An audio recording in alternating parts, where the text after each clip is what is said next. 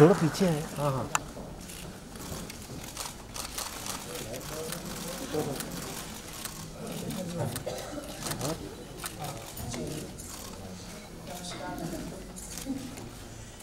You know, JB, when we were in France earlier this year, I said to you that the extraordinary gift which you have given me is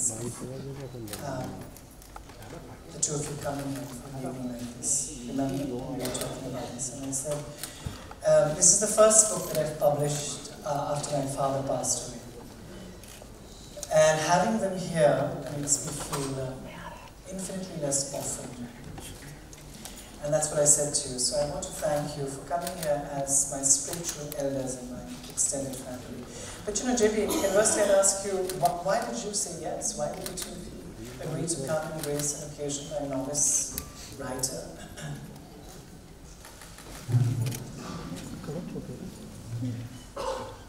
Because you asked me.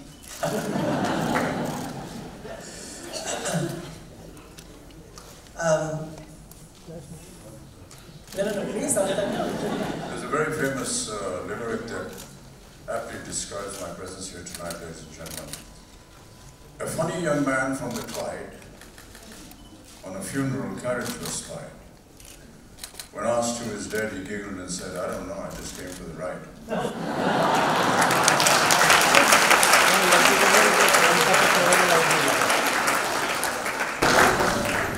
चेहरे पे light नहीं गिराई। Thankful there are many repartees I could offer, but I shan't. I'm going to discontinue the door clapper. I'm thankful you grew up in a literary household. Your father, Dr. Bachchan, was a legendary poet. What was it to grow up in a household of books? You kept away from his room. And there was an unwritten code of conduct in the family that when my father is writing in his study, he is not to be disturbed. Many a times we found that to be a little odd, but then mother would explain to us that it's important for creative people and particularly the writers to have their moment of solitude and to be able to express themselves. They needed the peace and harmony of a home to be able to do that. That was some of the early impressions that we had. But as we grew up, there were many occasions when, if he was doing an important piece of work, I remember that he was asked by Pandit Jawaharlal Nehru to translate a biography on him, written by Michael Brisha, into Hindi, and there was a deadline that he had to finish before his birthday. And he was working day and night, and he put out a little placard, almost like a painting outside the door of his study, and that meant that nobody was allowed to go in and disturb him. And this used to happen for days and days and days. We never really knew how he was or what he was doing. That's the kind of temperament that we grew up in. But yes, every time my father would write a piece of poem, we were the first people that he would introduce the poem. And in particular, he would ask us to read it in almost the same graph and the tone that he had written it. And I felt that that was an extremely important exercise, because later on in my work as a professional actor, I found that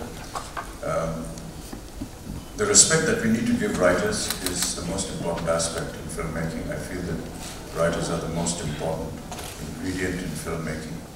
They, design the character, they design the story, they design the dress, the location, everything. And once they write, it's written with a lot of conviction and strength.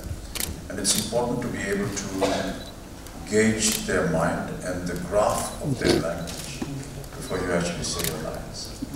So some of the things that we learned, what I learned from my father, was to be able to recite some of his works in the same graph and language. That I found very valuable. Other than that, of course, the numerous people of letters that used to visit him, and to be just sitting quietly and listening to them converse and discuss various aspects of life, poetry, and literature was indeed a very revealing aspect. I remember when we were in Allahabad, there was a union that was formed by the students that he was teaching. He was teaching English literature in Allahabad University. And they used to sit after midnight and discuss words, literature, poems, writings. And many a times, even though we were not allowed to be awake at that time, we would sit up and just be present with them and listen to them. Those are some of the experiences that we grew up with. Well, what do you remember of those days, that time, which was magical hour? Well, just the concept of, picking each other's brains, writing, somebody's work used to be discussed, somebody's poem used to be discussed, why he wrote it, what was the intent, much like what you just described in your description of your book. Many people go through certain emotions or the need to write something, and to be able to express it in verse is indeed a quality that we used to gather there. Jayaji, your father, Tarun Kumar Bhaduri, was a celebrated writer, making great books on the ground. Tell us about which of his books is your favorite? His first, that was a travelogue that he did when he traveled around the world. It was very beautiful. And what about it that impacted you so? Knowledge and his observation, his take. Indian man traveling all over the world and on his own. Very little beings. That kind of independence. And did you read to your children, or now do you read to your grandchildren? Absolutely. What do you read? Every night. Really? I have to tell you a story. Yeah. My granddaughter, that's my daughter's daughter, Navya Navini. When she was little, I used to make up stories every night. And in Hindi, when you tell children some stories, you always say ek tha raja or ek thi raja. Aise, because I heard my father-in-law also saying this. And every day they'd get lost in a wood. The prince and the princess, the king would be worried, the queen would be crying. And I used to every day add a little bit. Fortunately, they didn't live with us. They'd go back to Delhi, so I got some rest. The second child arrived. Now I had to tell a story to both of them. And I started telling the same story, adding a little bit, and paying a little more attention to the prince as well. It used to be more the princess before. One night, and it used to be all in dark, and they were in these bunker beds. So the older one slept up, and the younger one slept down. She just bent down a little. Nani, can we have a new story?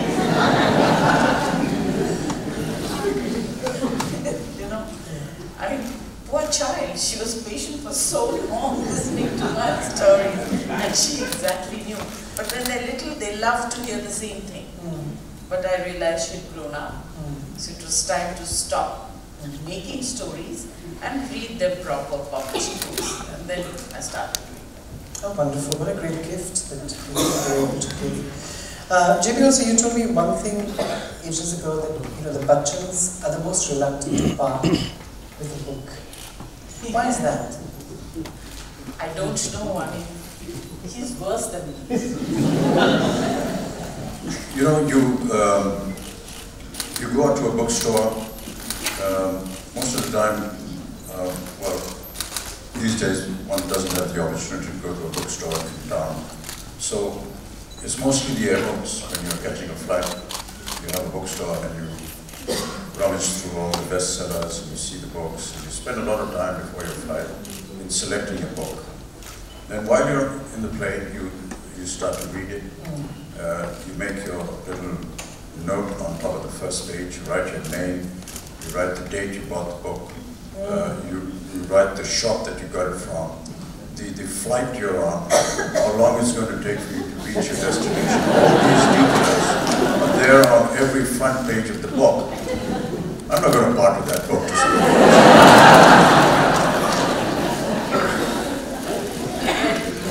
When we were little, you know, kids are invited to birthday parties.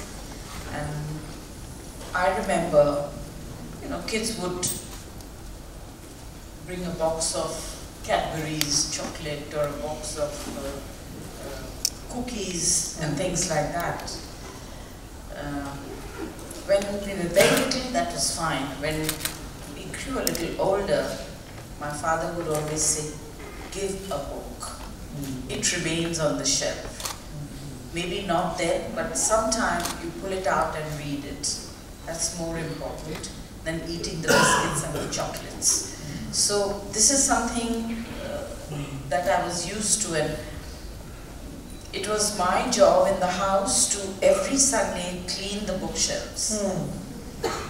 And you know, and I would sort of go through them, and it's such an interesting activity. And so when you've taken care, when you've been told, and you've been brought up with books more than anything else, even more than a piece of jewelry, it's a little difficult to part with gifts, books. So, but sometimes I feel, okay, we've read it, I collect books and I send it to schools, especially for their library. And then I get to hear from the office, "Oh, sahab ne pura wapas mangwaya." It's futile exercise. I mean, there is no place in the shelves for the books, and now they're on the floor. You know, Can we stop this domestic conversation?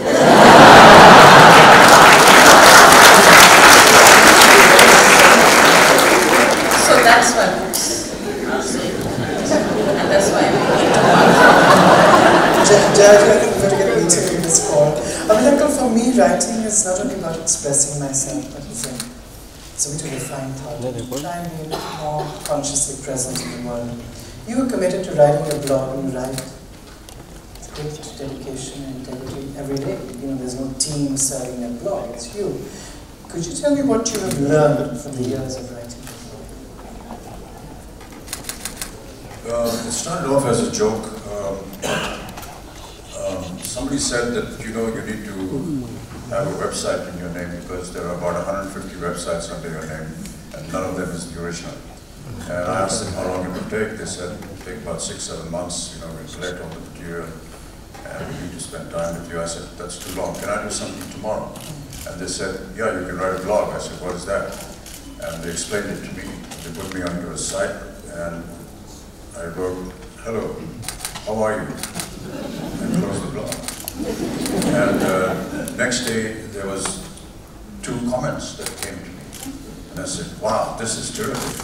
So I took those 2 comments and I said, thank you so much for writing to me. Who are you and how are you? That was 4 lines. And I got 10 more replies. And this just carried on. Now I have about 500 dedicated people on the blog who I've now named my EF, which is my extended family. I'm on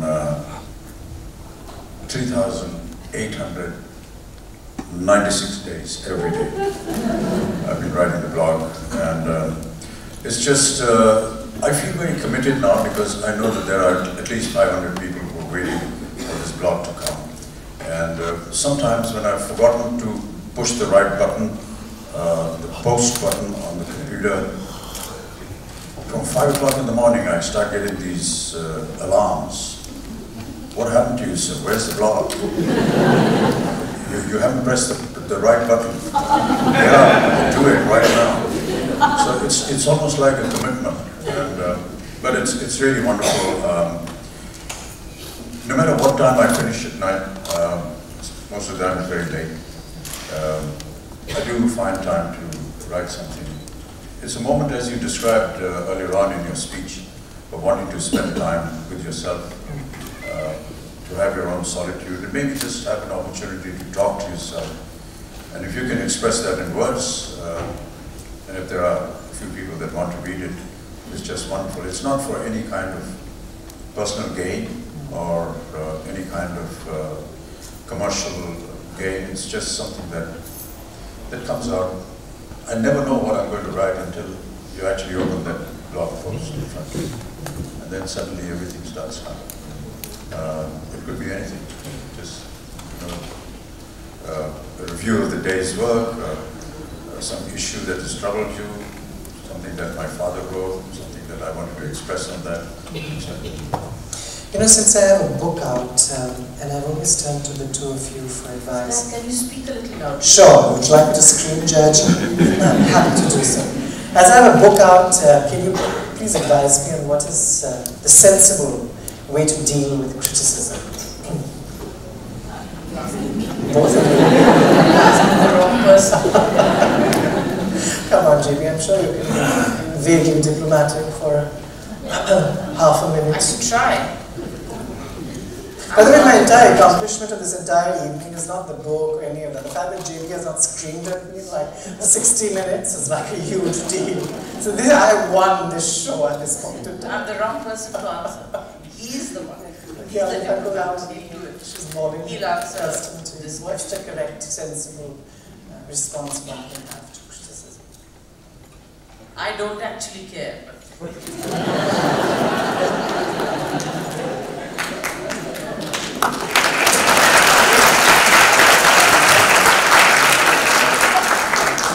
Well, the first assurance that you get is actually somebody's read your work.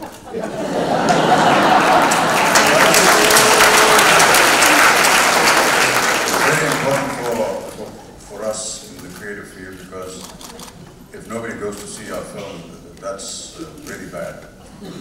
So that's one of the first things that comes to your mind. But seriously, I would accept criticism. I would like to accept criticism, because I think it gives you an aspect of your work which you were not aware of. And there are many critics, I'm sure there are many here tonight, who are able to have the perception of being able to go beyond what you've written or have a different viewpoint.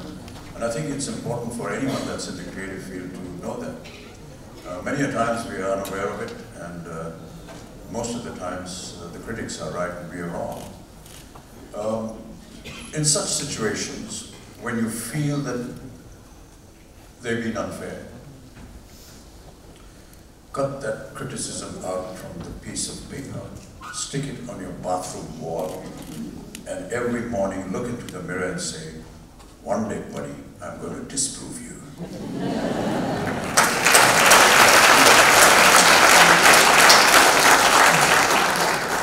So, Amitabh, I want to thank you for teaching the wisdom and remaining silent. And Jaya, I want to thank you for showing the strength it takes in speaking up, because these are the two fundamental things I have been lucky enough to learn from both of you. I also wanted to give you a copy of my book. May I? I've got the book, I've read it. And you've kept it in front, so that's not good. No, Jaya. It's back.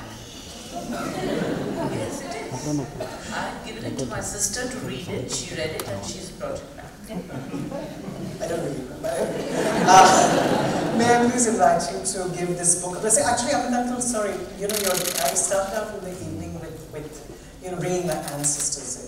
Is there a line of your dad's poetry that would serve as a blessing as you share this book with the rest of the world? Is there something that comes to you that's appropriate, that feels like blessing? so that all our ancestors looking up can smile.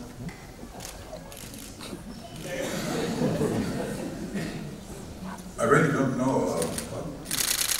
I can't really say a line without the entire verse, and I don't remember the entire poem. But I was talking earlier on about how sometimes my father would ask me to read some of the poems that he had written and explain to me the graph of the poem. So there was a poem that he wrote on the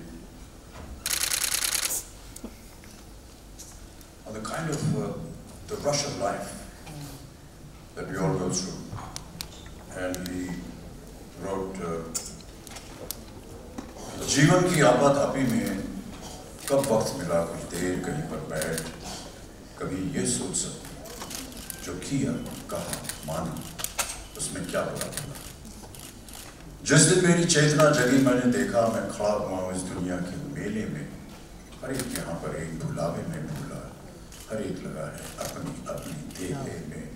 कुछ देर रहा हक्का बक्का चक्का सा आ गया कहाँ, क्या करूं यहाँ जाऊं किस जहां, फिर एक तरफ से आया ही तो धक्का सा, मैंने भी बहना शुरू किया इस रेले में।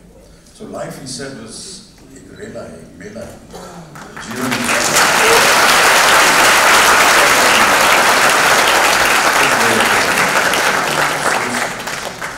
किया कहा मानो उसमें क्या बुरा। But these are the lines.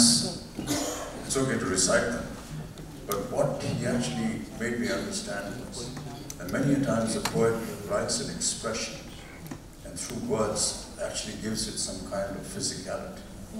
So if this first line were to be read the way he had written it, to explain the rush of life, it would be something like this. कि जीवन की आपाधापी में कब वक्त मिला कुछ देर कहीं पर बैठ कभी ये सोच सकूं जो किया कहा माना उसमें क्या बुरा था।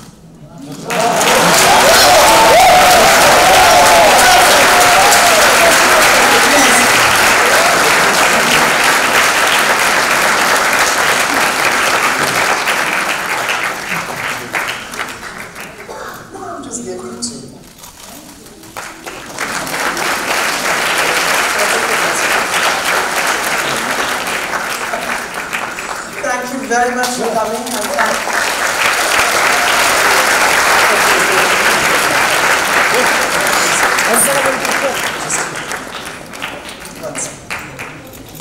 नीचे बैठ जा भाई नीचे बैठ जा। Big thank you for what turned out to be absolutely delightful. A big thanks to Tata in association with NCPA, co-sponsors Tata Steel and associate sponsors SBI and LIC for making this happen.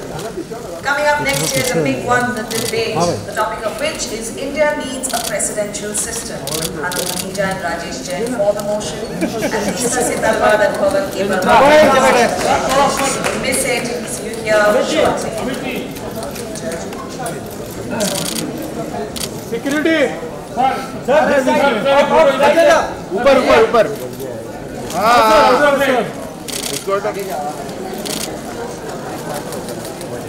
Got some good news.